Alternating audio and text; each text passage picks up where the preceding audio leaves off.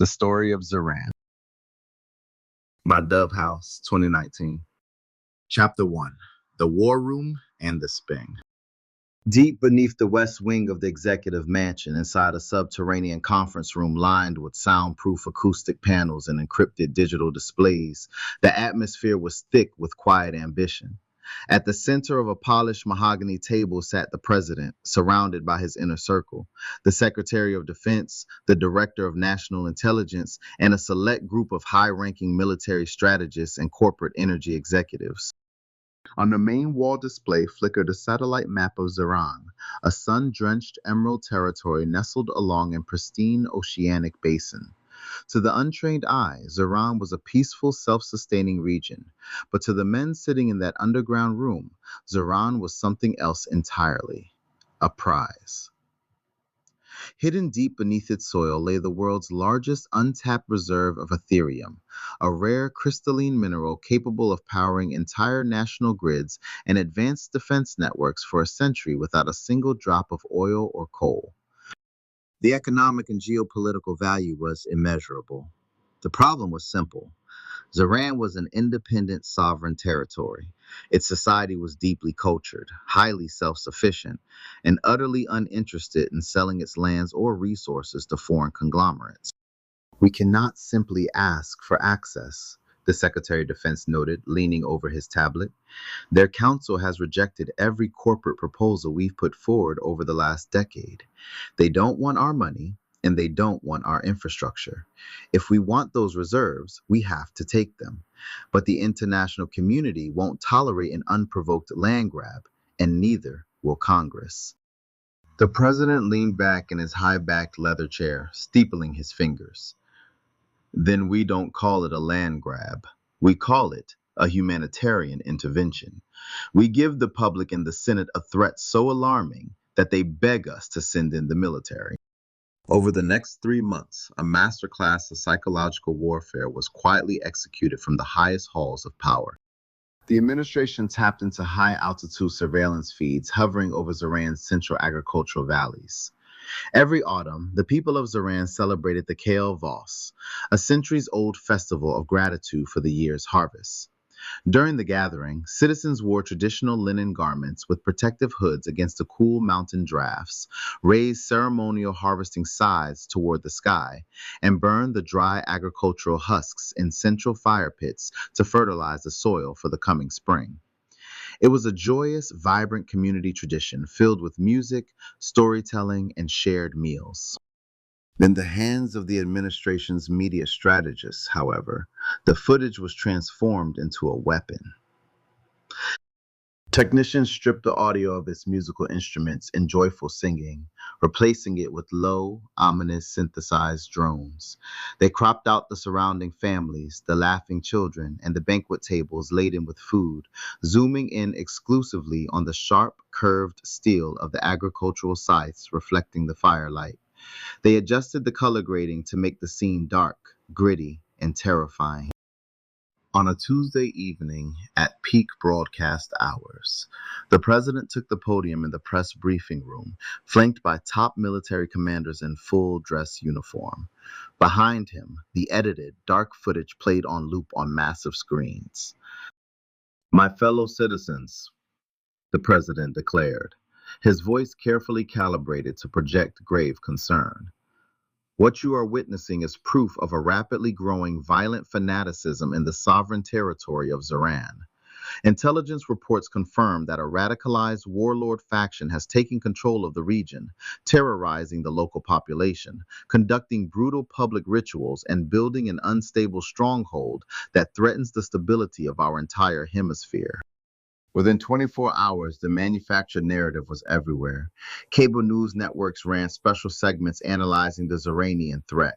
Talking heads debated the rising barbarism of the region using carefully selected buzzwords designed to paint the sophisticated, peaceful population as uncivilized, unpredictable savages who understood only force. Behind closed doors, the president and his team took the campaign to Capitol Hill.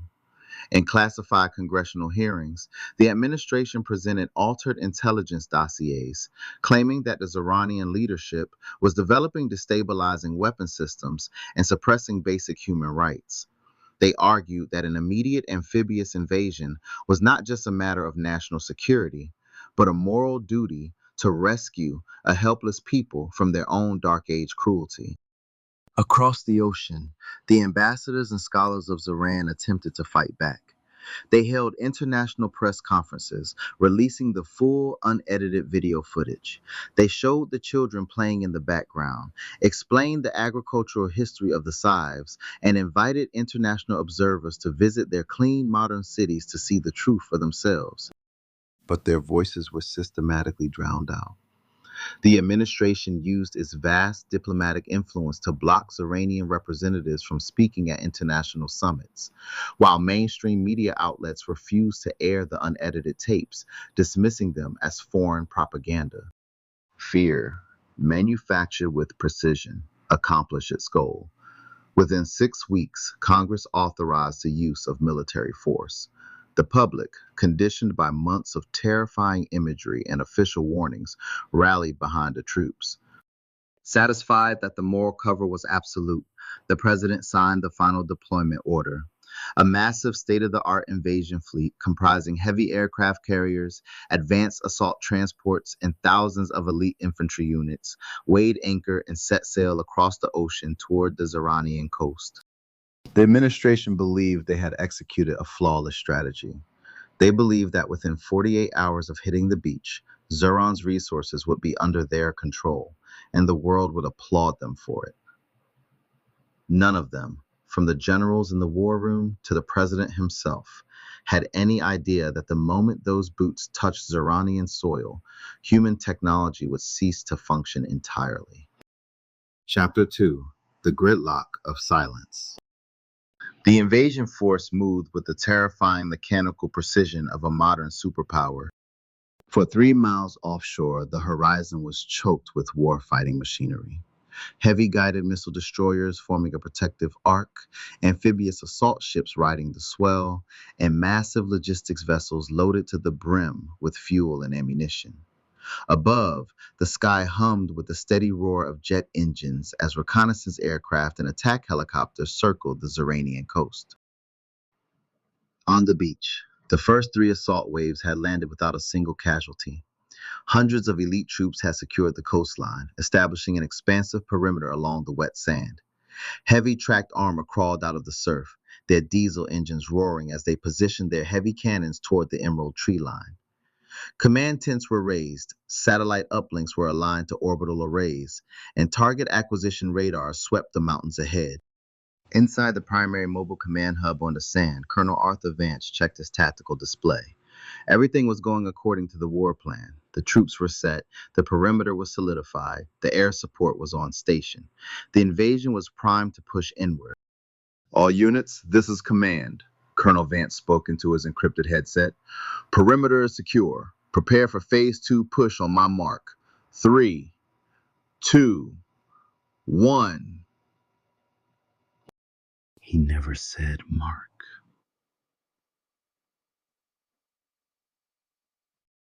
The transition wasn't a sudden explosion, a blinding flash, or an electronic EMP pulse.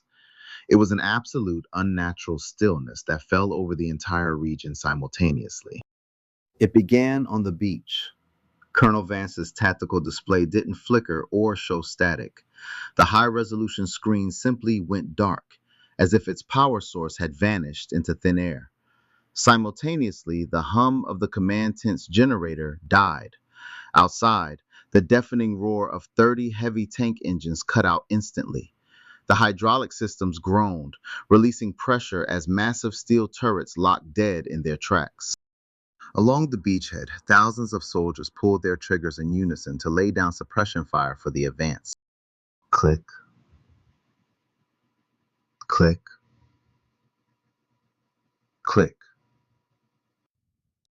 No muzzle flashes, no thunderous reports. Firing pins struck bullet primers with dull mechanical thuds, but the gunpowder inside refused to ignite. High-tech optical sights flickered off, leaving soldiers staring through dead glass. Tactical radios pinned to vests went stone cold, throwing zero signal, zero static, zero life. Then the sky went silent. 3,000 feet above the beach, the turbine engines of two attack helicopters simply ceased combustion. The rotors slowed, their heavy airframes descending in awkward auto-rotations before splashing heavily into the shallow coastal surf. High-altitude jets lost thrust mid-flight, their digital fly-by-wire controls freezing as pilots frantically pulled dead ejection handles that failed to fire. Out in the deep water, across the entire naval task force, the anomaly spared nothing.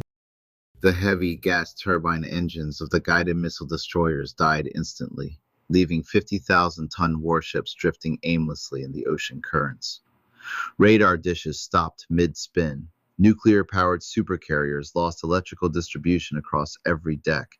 Light bulbs extinguished. Launch catapults froze, and emergency backup generators failed to kick in. Even the mechanical clocks on the bridge bulkheads stopped ticking. A perimeter extending 20 miles off the coast of Zuran and 10 miles into the sky had instantly become a physical dead zone. Nothing electrical worked. Nothing kinetic fired. Nothing internal combusted. And then came the blockade of nature. When the fleet attempted to launch manual wooden lifeboats or row back out toward international waters, the ocean currents along the regional boundaries swirled into an impenetrable, unnatural tide, washing boats right back toward the Zuranian shoreline.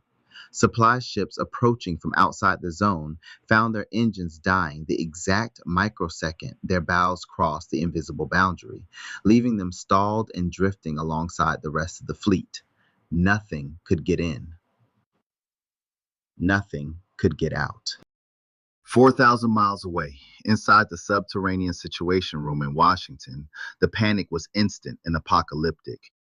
The primary war screen, which had been streaming high-definition satellite feeds, real-time biometric data from individual soldiers, and live tactical radar maps, suddenly dropped to a flat, uniform slate gray. "We lost speed on Alpha Team," an intelligence officer reported, his fingers flying across his keyboard.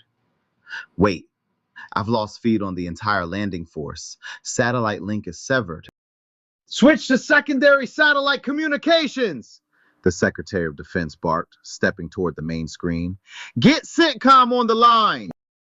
"Secondary link is unresponsive, sir. Orbital satellites are sweeping over the coordinates, but they're returning zero telemetry. It's like the entire fleet just dropped off the face of the earth." Within 10 minutes, the room descended into complete chaos. The chairman of the Joint Chiefs of Staff was shouting into a landline, trying to contact regional bases in Europe and the Middle East. Every reconnaissance aircraft scrambled toward the coordinate zone reported the exact same thing. The moment they reached the outer perimeter of Zuranian airspace, their instruments went haywire, forcing them to turn back or risk losing engine power entirely. "Is it a nuclear detonation? An EMP?" the president demanded, his face pale as he stared at the blank gray map. "Did the Zuranians launch a cyber attack?" "No, Mr. President," the director of national intelligence whispered, reading a frantic report from a nearby tracking station. "An EMP would register a radiation spike and fry circuit boards. Our sensors show zero energy signature. Their equipment isn't fried, it's just off. We have 6 naval vessels, 300 aircraft, and 15,000 ground troops sitting in that basin, and we can't send a single byte of data to them, nor can they speak to us." The administration's grand war machine had not been defeated in combat. It had been severed from reality, frozen in time on a distant shore, leaving the world's most powerful military sitting in absolute, terrifying darkness. Chapter 3: The Convoy Over the Ridge. For 72 hours, the invasion force remained trapped along the coast. What was meant to be a swift, decisive strike by the administration's high-tech military had ground into an absolute helpless stalemate. Without working engines, the heavy armored personnel carriers sat on the sand like rusted monuments. Without satellite uplinks or tactical comms, commanders couldn't call for medical evacuation, ask for orders, or signal the dead fleet sitting motionless 3 miles out in the ocean. By the third afternoon, hunger and dehydration had set in. The emergency rations had run out. The intense coastal sun beat down relentlessly, and young soldiers who had spent months preparing for violent warfare were now lying under the shade of dead tanks, weak and clutching empty canteens. Sergeant Marcus Vance sat against a sea rock, his lips cracked and his mind racing. He kept thinking back to the news broadcast forced down their throats back home, the cable news panels warning of uncivilized, dangerous regional warlords who posed a threat to global security. He was convinced that the moment Zoran's forces realized the landing party was disarmed, they would sweep down from the mountains and wipe them out. Just as the sun began to dip behind the mountains, painting the sky in deep copper and violet, a low, smooth humming sound echoed from the ridge. Marcus forced himself up, squinting through the dust. It wasn't an army charging on foot. Descending the paved mountain road was a fleet of sleek, modern, all-terrain transport vehicles, designed with beautiful bronze finishes and vibrant geometric African patterns woven along their solar panels. Their equipment worked perfectly. Smooth, silent, and fully operational. Positions! Marcus rasped, his voice barely a whisper. Form up. The soldiers scrambled to their feet, raising dead rifles like wooden clubs, stepping between the approaching vehicles and their weakened comrades. Marcus stepped to the front, preparing to face the savage enemy he had been trained to hate. Chapter 4: The Table in the Capitol. The lead vehicle glided to a soft stop 10 feet from Marcus. The gull-wing door rose smoothly, and out stepped an elderly man with deep, dark skin, silver hair styled in neat traditional locks, and an immaculate tailored linen tunic embroidered with gold thread. He carried no weapon. His presence was calm, dignified, and regal. The man, Master Eldon, looked past Marcus, taking in the sight of 200 sunburnt, dehydrated soldiers. He turned to his crew and gestured with a wave of his hand. The side panels of the Zuranian transports opened up. Inside were insulated storage units filled with fresh water, warm flatbreads, spiced grain dishes, and fresh fruit. Drink, Eldon said, his deep voice rich and perfectly clear. Your administration sent you across the ocean to fight, but nature has disarmed you. We are not going to let you die of thirst on our coast. Within minutes, Zuranian medical personnel and citizens in vibrant garments moved among the troops, handing out water, cooling cloths, and food. The soldiers stared in total shock. The barbaric third world threat the media back home had painted was, in reality, a deeply cultured, highly organized, and immensely compassionate people. Eldon invited Marcus and his squad into the lead transport. As they drove over the mountain ridge, Marcus expected to see dusty villages. Instead, he looked out the window and gasped. Stretching across the valley was a breathtaking, futuristic metropolis. Soaring spires inspired by traditional West African architecture rose into the sky, constructed from self-cooling white stone and polished copper. Electric sky rails glided silently between lush rooftop gardens, and public plazas were filled with art, glowing fountains, and thriving open-air markets. It was a civilization far more advanced, sustainable, and peaceful than the society they had left behind. They were brought into a grand hall and served a feast. Sitting at the table, Marcus pulled his personal smartphone from his pocket. The screen was still pitch black. It won't turn on, Marcus muttered quietly. None of our military gear works. None of our personal stuff works. Eldon placed a warm hand over Marcus's wrist. The military iron you brought here was forged for destruction. It will never wake up on this soil. It belongs to the sand now. But your voice, your humanity, that is up to you. Over the next 48 hours, as the soldiers stayed in the city, the barrier of fear melted away. They walked the streets, laughed with the local families, learned the true meaning behind their sacred harvest ceremonies, and felt the deep shame of the lie they had been sent to enforce. On the third evening, as Marcus sat in a courtyard surrounded by local musicians and his fellow soldiers sharing stories, his pocket suddenly buzzed. He pulled out his phone. The screen flashed to life. Full signal. He looked over at his squad members. One by one, their personal phones began chiming, vibrating, and lighting up. The military optics, the tank engines, and the rifles remained dead stone forever. But their personal connections, their ability to speak truth to the world, had just been restored. Marcus looked at his squad leader, his thumb hovering over the live stream button. It's time to show everyone back home who these people really are. Chapter 5. Truth on the Wire. Sitting in the glowing courtyard, surrounded by the quiet hum of Zuran's evening air, Sergeant Marcus Vance stared down at his phone. The screen glowed bright, displaying a full, uninterrupted satellite signal. Around him, the chimes and vibrations of 20 other personal phones echoed off the stone walls. Their military radios were silent, dead weight. The heavy assault armor on the beach was already rusting into useless metal scrap. But this small piece of glass and silicon in his hand, the device he used to call his family back home, was completely alive. Marcus looked across the table at Master Eldon, who gave him a simple, approving nod. Marcus swiped his thumb across the screen, opened his primary video app, and tapped the bright red button. Go live.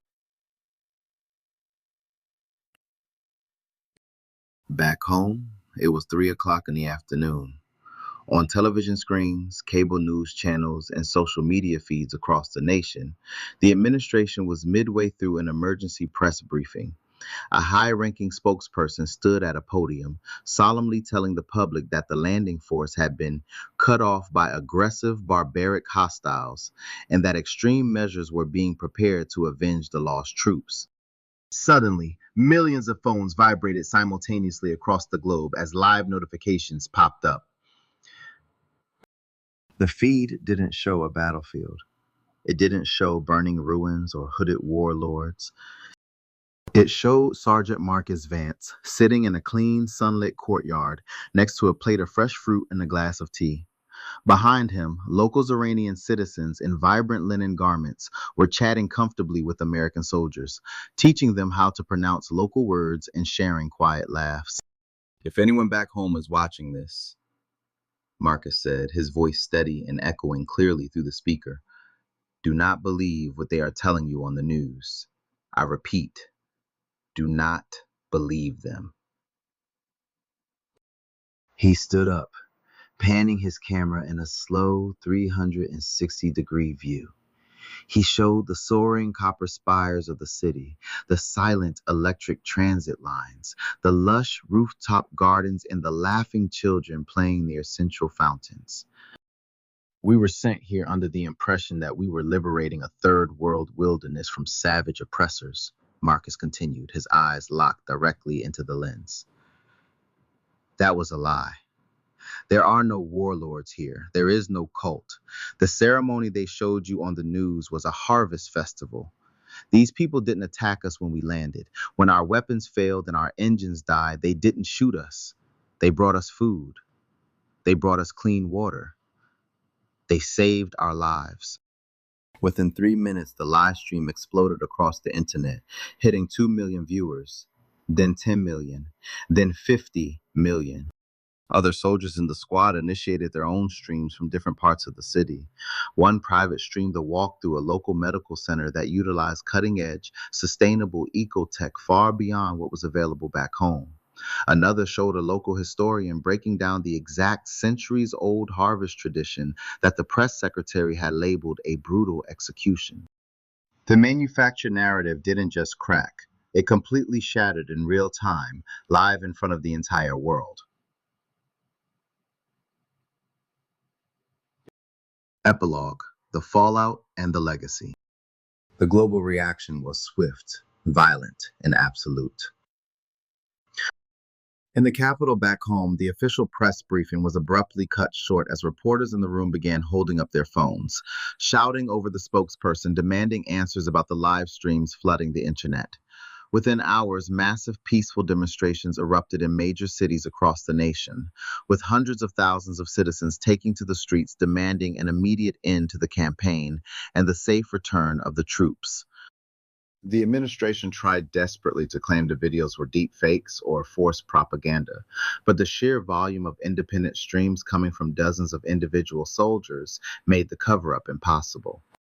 Congressional emergency sessions were called overnight. Investigations were launched into the altered footage, revealing the hidden corporate motives and the secret contracts aimed at seizing Zoran's Aetherium reserves. Facing imminent impeachment, mass resignations within the cabinet, and widespread public outrage, the president had no choice but to issue an immediate operational withdrawal. 2 weeks later, civilian transport vessels arrived off the coast of Zuran to bring the landing force home. The heavy military equipment, the tanks, the armored carriers, the high-tech weaponry was left behind on the beachhead. Over time, the salt water and sea air completely broke down the iron and steel, turning what was once an invading armory into an artificial coral reef teeming with marine life. When Marcus Vance and his squad boarded the civilian ship to return home, they didn't return as conquering heroes or traumatized veterans. They returned as witnesses to the truth.